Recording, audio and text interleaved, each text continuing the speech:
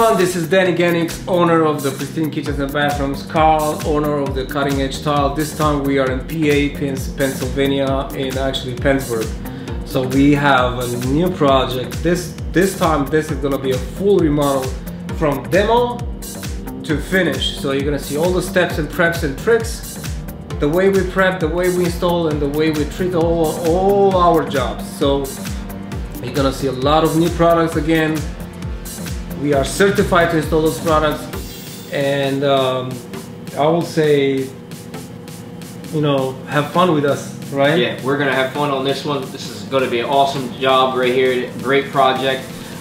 This one's gonna turn out fantastic. So take notes, pay attention to everything that we're doing. You guys, we're showing you a lot of different things, a lot of different products, and how we're gonna use them, how we're gonna install them, different methods to installing them. So we got a lot to share with you all. So pay attention. I think everyone's gonna learn a lot from it, and it's gonna be all good stuff. Yep, stay tuned guys, alright? Alright.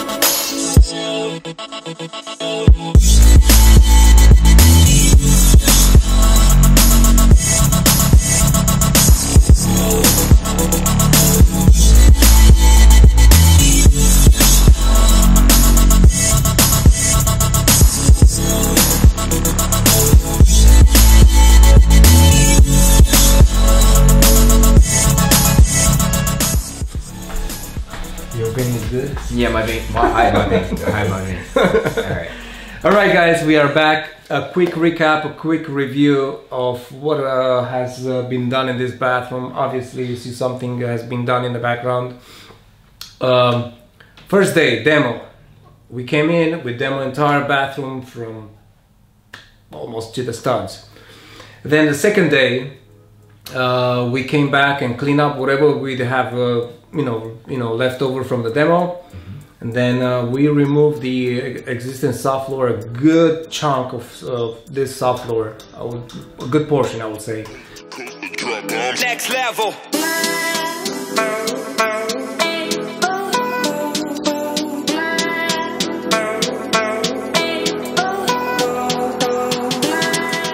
We had, it was spongy to be honest, and then we removed all these boards.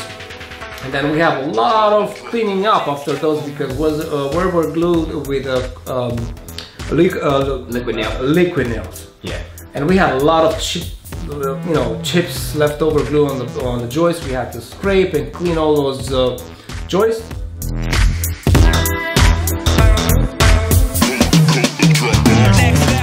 The next day we had the rough-in for plumbing and electric.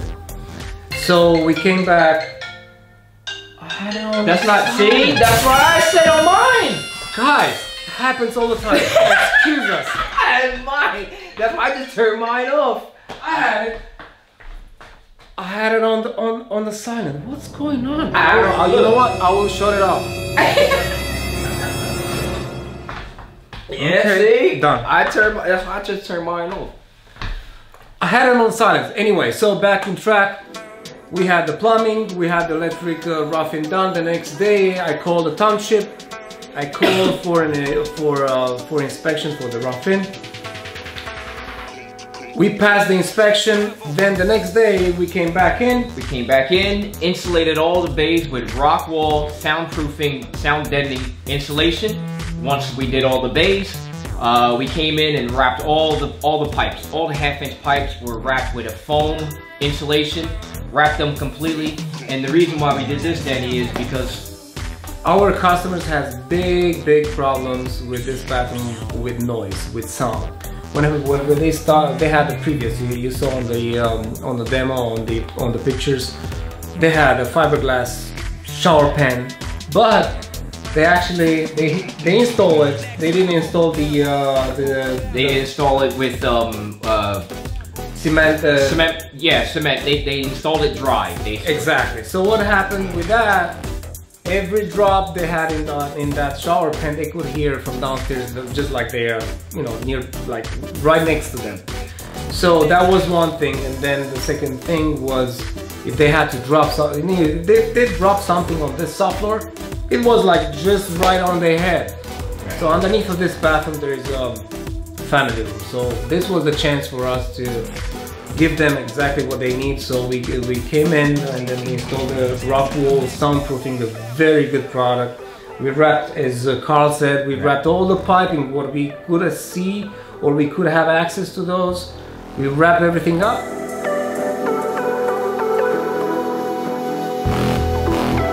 And then the next day we came back and then we actually framed that wall. That shower wall was horrible. Okay, Carl, so go there please and explain them why it's so important to prep your work prior to any installation. Oh my goodness. This wall, we actually removed about 4 or 5. Actually, there's only one stud in this wall in the shower that's the original, and that's this one. This wall was so bad, forget it. We actually went in and put in new studs.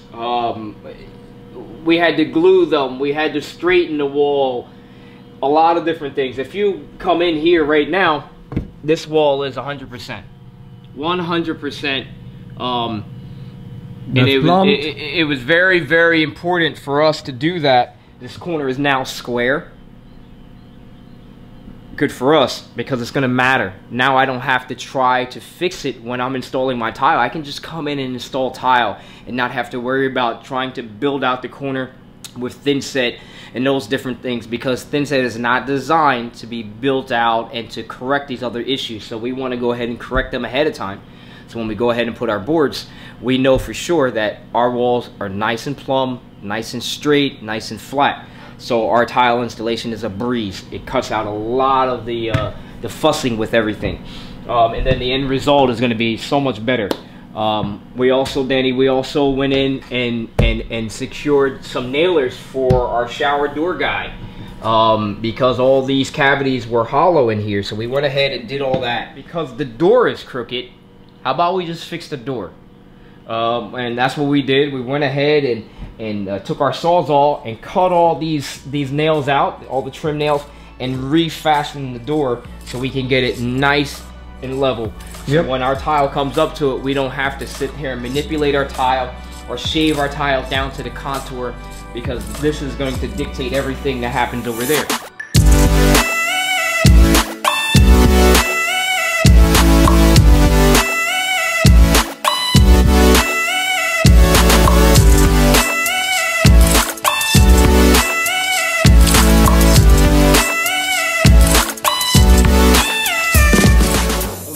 So Danny went ahead and built this, I'm gonna call it a wall.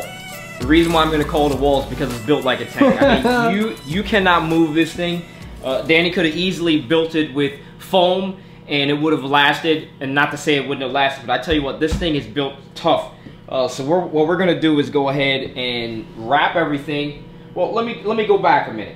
So when Danny built this, everything is level, everything is plumb. He went ahead and pre-pitched it. Okay, so it's already got a pitch in here. Everything is screwed together with exterior grade deck screws. The whole job, there's not one nail in this bathroom from the work that we did. So what we're gonna do is cover this whole thing with 1/2-inch Curdy board. What we did on the floor, we ripped out all the chipboard. Now they had 3/4 inch chipboard in this bathroom. The floor was spongy. What we did is we ripped it all out. cleaned all the studs up, all the joists up, and we installed new 3/4 inch plywood.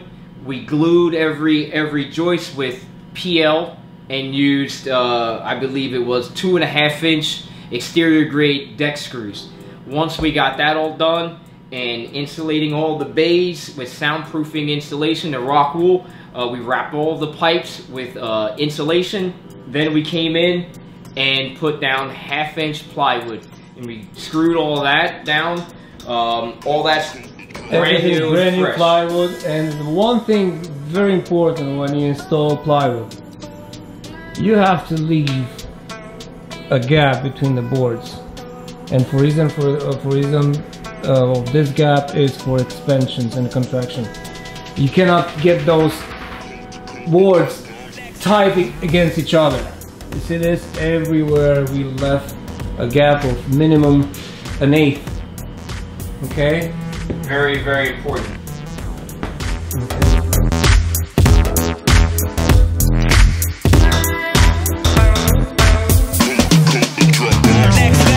This wall, it's tacked, and oh my god, there's no gravity or space where it's not insulated with soundproofing. So this wall is soundproof for them to don't have no noise coming from this bathroom. So that was the biggest concern of those of our customers. Sound, starting with the shower, starting with the ceiling, and now everything is nice and packed.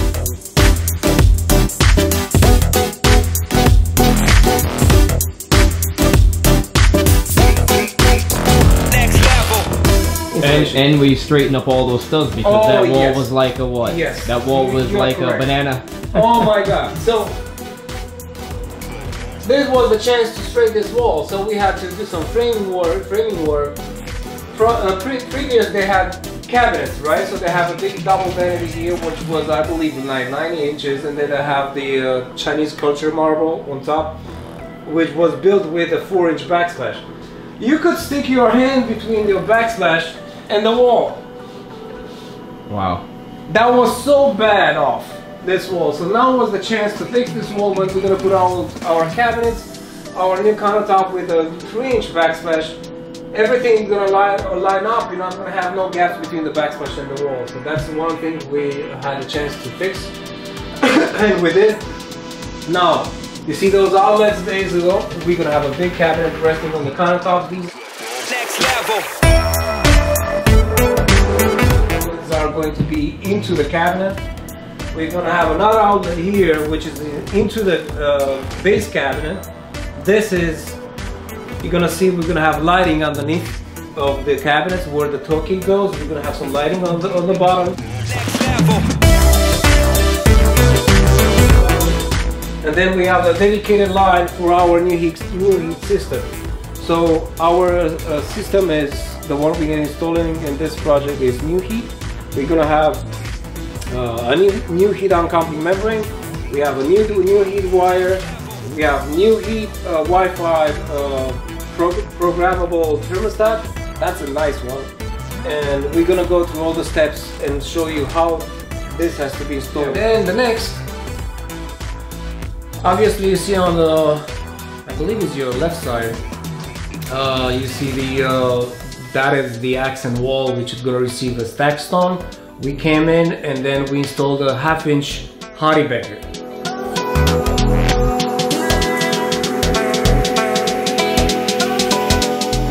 Stay tuned, we'll come back with another short video and some pictures of the installation of these areas right here. Stay tuned. All right, guys.